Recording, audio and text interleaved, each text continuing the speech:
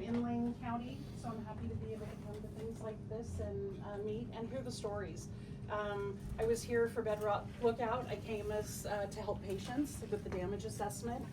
Labor Day weekend, I was supporting Echo Mountain, so I've been in the environment, but I've only been here for this last year, so this is a great opportunity. I had a short list when I got here, and I've added to it as I've listened to your questions. So I'm going to talk about some things today that are new, and I'm going to talk about some things today that are old, that we're improving on, maturing, changing up, updating. Some of the things are things that I'm going to share with you, and some of the things that I'm sharing are kind of behind the scenes, and I'm sharing them because it's relevant, and I'm going to tell you why. So, Community Wildfire Protection Plan. I'm not going to say much here, but you asked about it. We are in the process of updating the county Community Wildfire Protection Program, or plan. And it's of interest because it was last updated 2 weeks before the Holiday Farm fire. So we certainly learned some things. There are about 4 work groups that make up that effort. And the one that really comes to mind is evacuation. And related to that, we're almost at the tail end of a complete revamp of our evacuation system.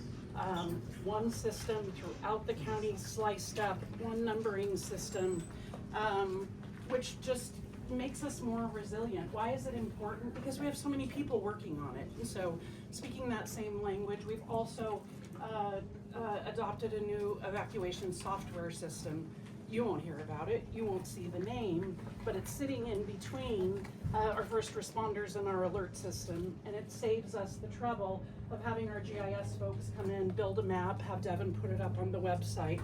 We just identify those pre-identified evacuation zones, we mark them, we move them into Everbridge, and we send the alert. It's going to save us about 20 minutes every time we have to send an evacuation alert. So that's the first thing. Alerts.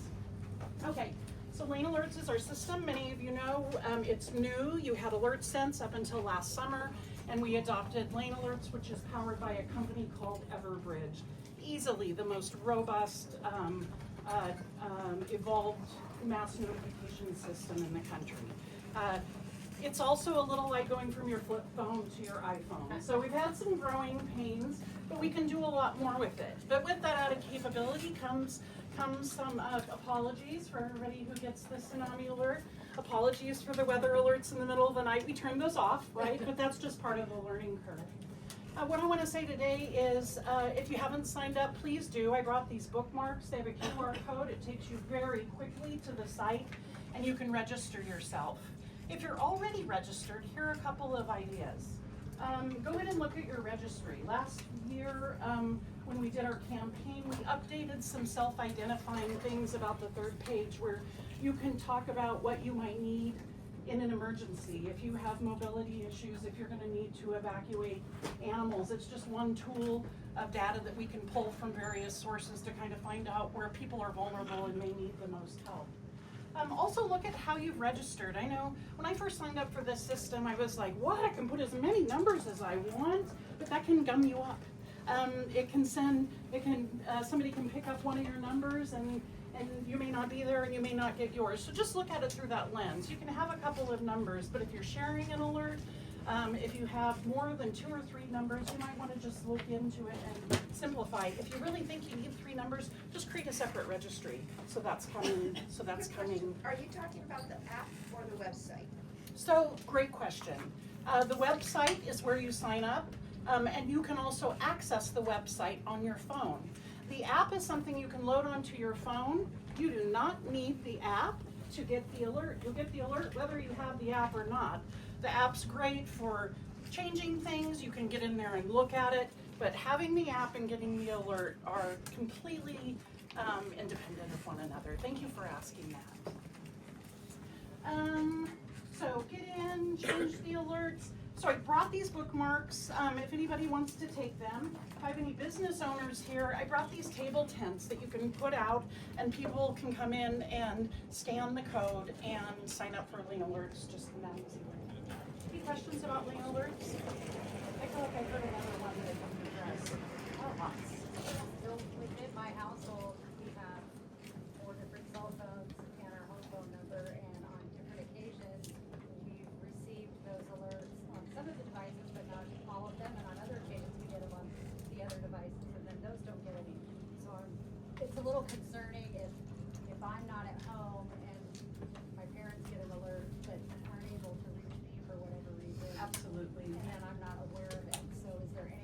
That's great. If this happens to anybody, if you didn't get an alert that you thought you should, email me. I am an Everbridge nerd. I can figure it out in a matter of minutes and we'll set you up and get you squared away. Oftentimes, you know, they're like the first 5 common things that we look for, but I invite anybody to email me for any corrections to your register. We can walk through it together. We could talk about, to your fire chiefs, about doing an alert just for your area as a test alert, right? We could do some things like that. But you're suggesting if you have multiple phones, to register each one of them individually? It's a good practice. It is. They are registered independently. Yeah, it sounds like they are. For some reason, like we would get, my mom would get one and then he would get one but I wouldn't get it and my dad's phone would get it and the home phone would ring, so. Yeah. Well, we can dig into that. Okay, thanks. Okay, who else? I'll just, you know, the old 822 numbers used to work when the power was out, and in the last few years that's changed. CenturyLink just has battery backup. So if power goes out, people with 822 numbers only may not get alerts through that system. Thank you for bringing up CenturyLink. I got here right after the ice storm, and one of the things Chief Usage let me know was that a lot of people have a bundled system within which they have a landline, but they only got the landline because it was a better deal, and they don't actually have a landline plugged in.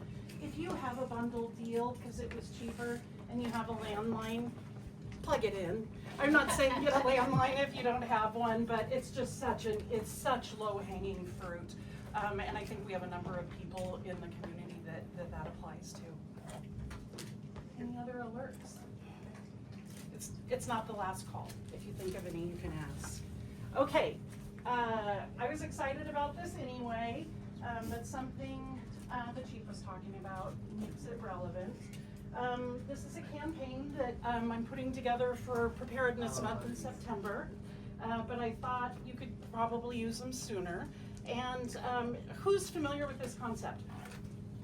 Okay, so this is, I cleverly named this the Help OK sign. And what this is for is that you hand these out in your community, and when you've got that bad day where you've got boots on the ground because comms are down and you're trying to get people out, you leave your house and you just say, we're okay. And it saves that much time of somebody heading in and knocking on the door. Also, do you have neighbors that are vulnerable? Do you have somebody that could need help, that has mobility issues? We could think of a lot of reasons that these could come in handy. I brought this many. I'm gonna talk to the chiefs about putting them on the counter if people think it's a good idea, and I'll just leave these up here with everything else. Mass care. You call it sheltering. I heard some stories about mass care. It's a challenge in our county right now. We're getting ready to do a big assessment of what we have and what we don't have and where the gaps are and what we have at the places that say they're Red Cross shelters and where we might need more. But in the meantime, we're just diving in for the near future. I had a 3-hour meeting with Red Cross on Friday to start talking about some of the issues. We have a new regional person or a new coordinator again. And so we're diving into some of those issues and leaning into some of those key potential locations before fire season that might spring up, just so we're more poised to make those decisions. Wildfire sheltering is a little trickier just because of the unpredictability of it. We have a shelter for flood. We know with reasonable certainty where the flood's going to go, and so there is a bit of a moving target.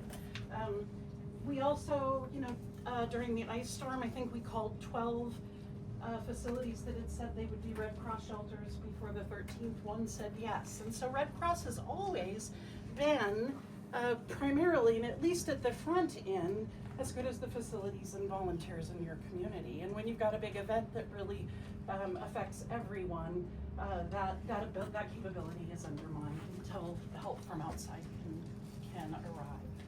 Any other questions about sheltering? I guess there weren't any. Any questions about sheltering?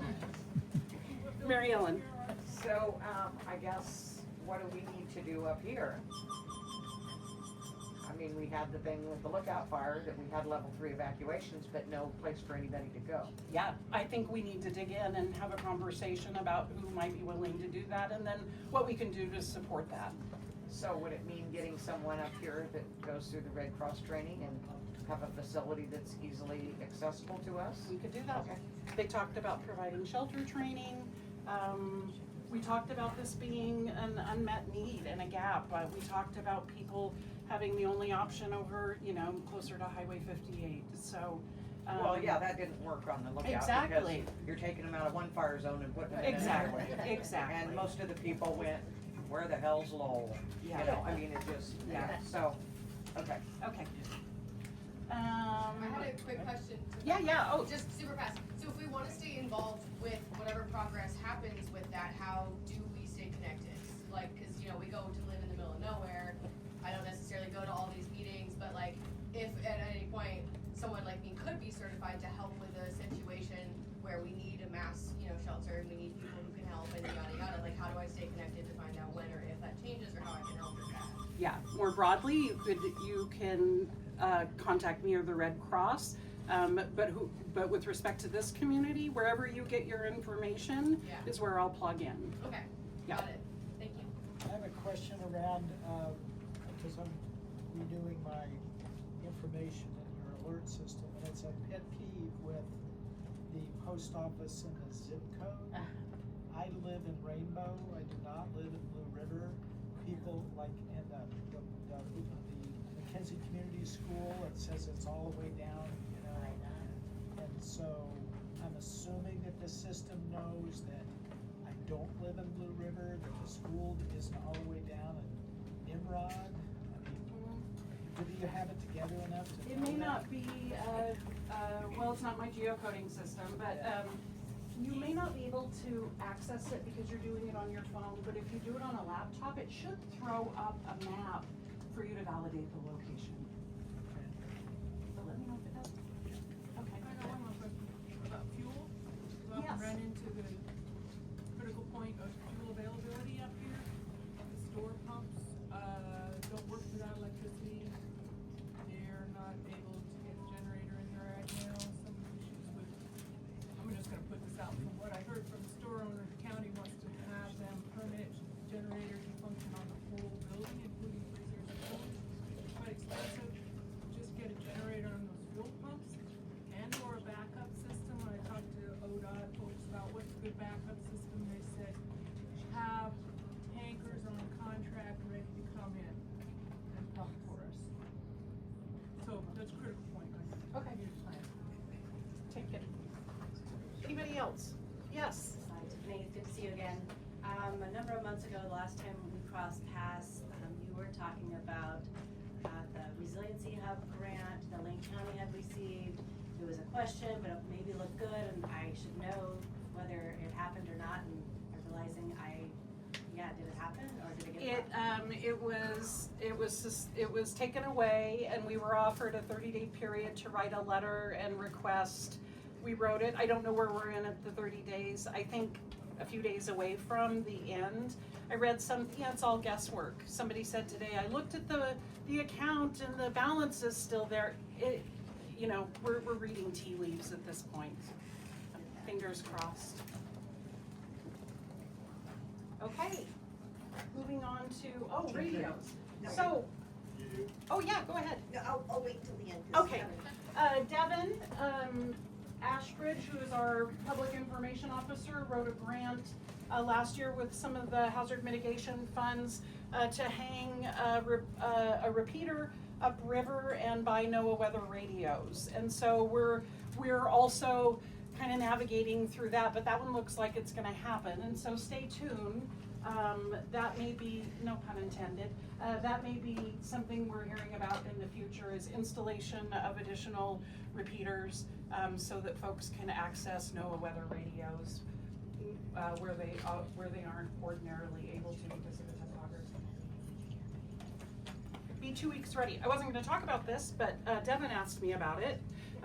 Be 2 weeks ready is the OEM's new preparedness program. It's, I think, an 8-segment, and it takes the place of some previous programs. I just took the training, as did my staff, and so we stand ready and able to deliver that, and talk about what kind of delivery might make sense for this community, if there's an interest. And enforcement, not my lane, but I did hear the question, and so I'm gonna go back and talk to the sheriff's office about enforcement, or what teeth are in the enforcement that we have about neighbors and tall grass and that kind of thing. And I will follow up with the chiefs and let them know what I found out. And I think that's all I have. Are there any questions? Yes. Yes. I don't know if this is part of the county's wheelhouse, but I think you're as close as I can get. Can you talk a little bit about COAD, and if there is anyone in this community who has a seat at the COAD table? Because it was my understanding that during the ice storm, one of the issues we had is that we no longer had good representation on COAD. Also, what is co-ed? COAD, great question. COAD stands for Community Organizations Active in Disaster. And it is an umbrella where our community benefit organizations and social services, not governmental, but non-governmental organizations that come to the table, and it's a way that we organize them under one umbrella to access resources through the County Emergency Operations Center. They also act independently and provide services to the county. They are primarily, they're not, there are a lot of members there's some members that we actually have contracts with in addition, but it's a good place for volunteer organizations to come together and share ideas and coordinate. Ours has organized itself across community lifelines and then across the geography of the county. And they're really in a building stage. I don't know offhand what participation you have up the river in terms of organizations, but I can look into that. I would just say that having a seat at the table is good for reasons in terms of networking and having that piece. But accessing COAD is something that your community is able to do through coordination during an event, whether you're a member or not. We'll talk later. Okay. Okay. Anybody else?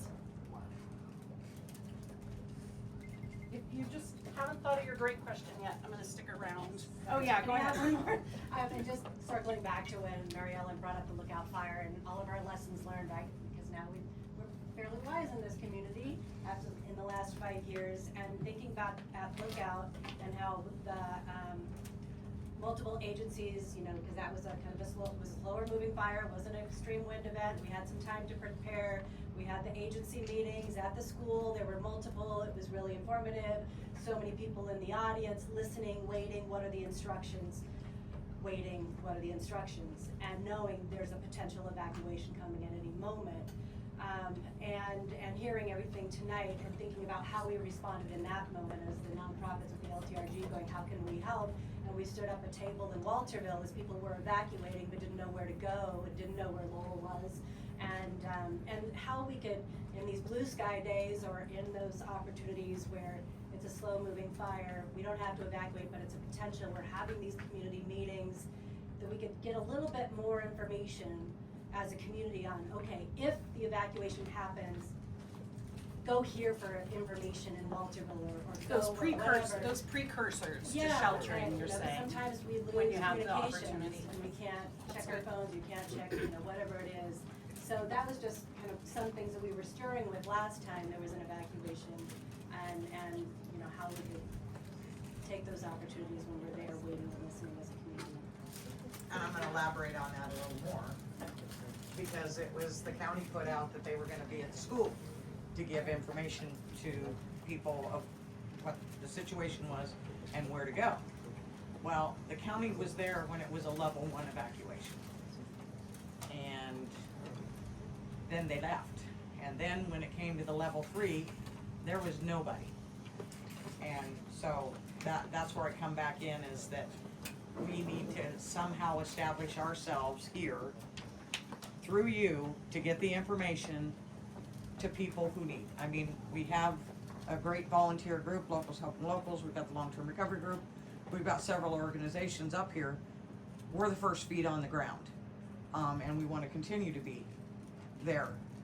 But we really need to make sure that that communication line's open. So if something does happen, that we know what's gonna happen, and so that we can relay that to the people, because the minute something happens, the phones start going off, and if we don't have the information, we can't get it to them. Okay. So that Make would sure be we're one connected. thing I would really like to Okay. see, the communication, as we've all talked about it. I mean, in local rural communities, it's the local people that are first feet on the ground. First responders, and then we come in, you know, I mean, Yeah. so anything you can do to help that would be greatly appreciated. We'll do what you just suggested. Thank you. Thanks for sharing. Thanks for being here Okay, today. thank you, everybody. Thank you.